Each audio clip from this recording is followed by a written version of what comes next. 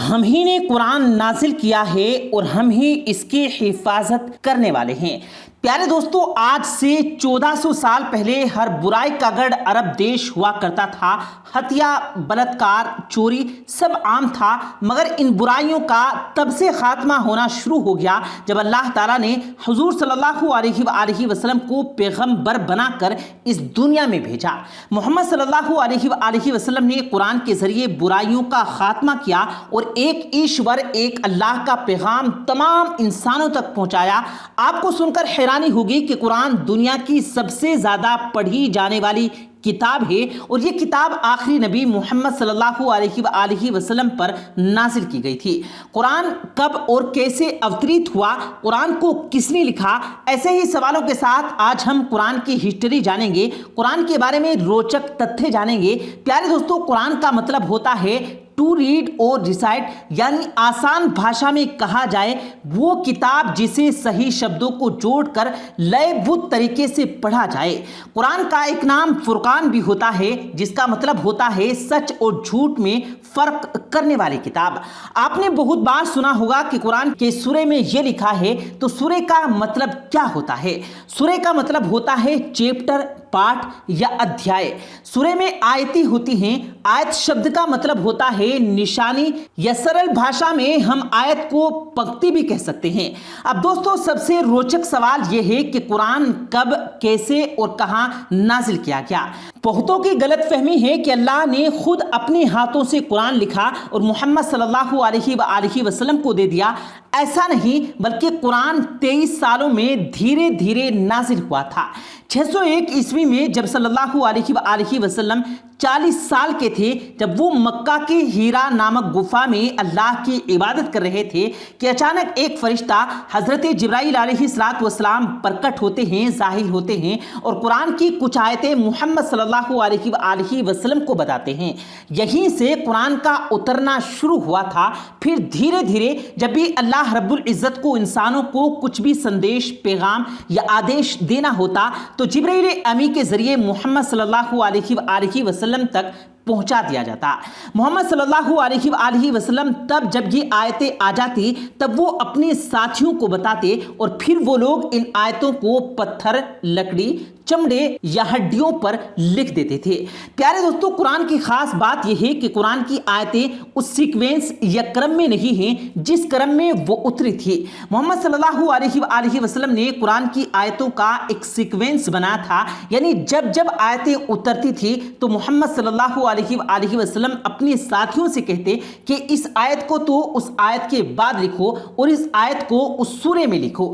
یہی وجہ ہے کہ جو آیتیں سب سے پہلے اتری تھی وہ قرآن کی آخری حصے میں ہیں اور جو آیتیں بعد میں نازل ہوئی تھی وہ قرآن کے شروع میں ہیں۔ پیارے دوستو، محمد صلی اللہ علیہ وآلہ وسلم کے زمانے میں قرآن کسی کتابی شکل میں نہیں تھا، بلکہ پتھر، ہڈیوں، چمڑی پر الگ الگ لکھا ہوا تھا۔ مگر زیادہ تر مسلمان قرآن کو اسی وقت میموریز یعنی پورا کا پورا یاد کر لیا کرتے تھے، اس لیے قرآن کو کتابی شکل نہیں دی گئی تھی۔ محمد صلی اللہ علیہ وآلہ وسلم کے اس دنیا سے جانے کے ایک سال بعد ایک جنگ یمامہ میں تقریباً 70 ایسے مسلمان جن کو پورا قرآن یاد تھا وہ شہید ہو گئے۔ اس پر اس وقت کے پہلے خلیفہ حضرت ابو بکر نے فیصلہ لیا کہ اگر ایسے ہی سارے حافظ قرآن یعنی قرآن کو یاد رکھنے والے شہید ہو گئے تو ڈر ہے کہ ہم قرآن کو کھو دیں گے۔ اس لیے حضرت ابو بکر رضی اللہ تعالی عنہ نے زید بن رضی اللہ تعالی عنہ کو یہ حکم دیا کہ قرآن کو ایک کتابی شکل میں تیار کیا جائے۔ پھر بڑے بڑے حافظوں کے سموہ نے قرآن کو ایک کتابی شکل میں تیار کیا اور اس کے بعد جب اسلام کے تیسرے خلیفہ عثمان رضی اللہ تعالی عنہ کا دور خلافت آیا تب تک اسلام کئی دیشوں میں پھیل چکا تھا۔ چونکہ قرآن عربی بھاشا میں ہے، اسی لیے قرآن کو نہ جاننے والے مسلمان قرآن کو اپنی بھاشا میں لکھنے پڑھنے لگے، جس سے کہ قرآن کی میننگ سمجھنے میں بدلاؤ آنے لگا۔ اس کو روکنے کے لیے عثمان رضی اللہ تعالی عنہ نے ایک بار پھر سے قرآن کو اسی طریقے سے لکھوایا جس طرح سے حضرت محمد صلی اللہ علیہ وآلہ وسلم کے زمانے میں لکھا گیا تھا۔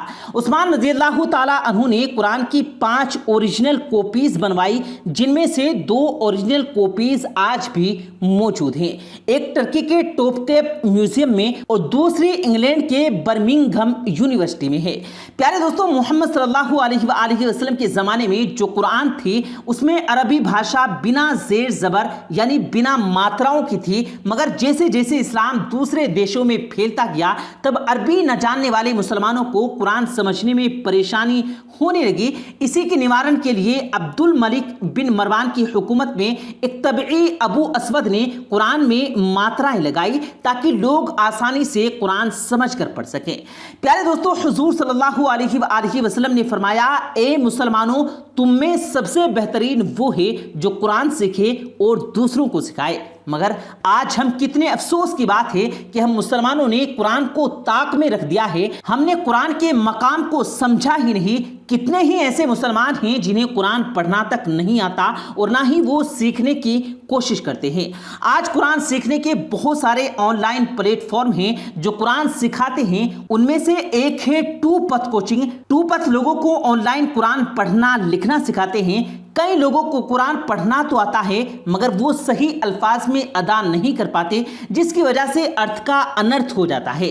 जैसे सूरह कौसर की आयत नंबर 2 में लिखा है, रब्बी का वनहर यानी अल्लाह ताला के लिए कुर्बानी करो, मगर जब यहाँ हा की जगह हा पढ़ दें तो मतलब बनता है आप अल्लाह को डांटिए। अस्तगफिरुल्लाह। इसलिए कुरान को सही तलफ़्फ़ुज़ के साथ पढ़ना बहुत ज़रूरी होता है। प्यारे दोस्तों, नबी करीम सल्लल्लाहु अलैहि वसल्लम ने फरमाया कि दीन का इल्म हासिल करना हर मुसलमान मर्द और औरत पर फ़र्ज़ है। अगर आपको ये वीडियो पसंद आई है प्यारे दोस्तों, तो इस वीडियो को दिल से लाइक करके अपने दोस्तों के साथ ज़रूर शेयर कीजिएगा और मज़ीद ऐसे ही वीडियोज़ पाने के लिए हमारे यूट्यूब चैनल को सब्सक्राइब करना भी मत भूलिएगा। मुझे दीजिएगा इजाज़त, मिलते हैं फिर एक नई वीडियो के साथ। तब तक के लिए अल्लाह हाफिज़।